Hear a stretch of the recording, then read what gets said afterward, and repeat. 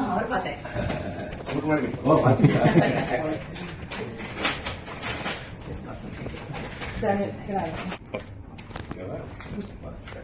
இன்னும் 2 days இருக்கு.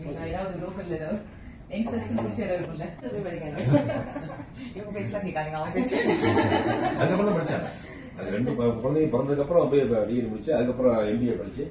Like my husband's from Singapore. I find people were, I mean, they're very disciplined in both countries, but here they're much more polite and nice. Late ஆகுது நடுமாறிடுச்சு. டக்குன்னு நாங்கள் 2 பேர் பிடிச்ச உடனே போலியா தள்ளாத வயசுக்காக தள்ளுதே. நான் சர்ஜரிக்கு அப்புறம் தண்ணி கொடுக்க மாட்டாங்க இல்லையா, தண்ணி கேட்டுட்டே இருந்தாங்க.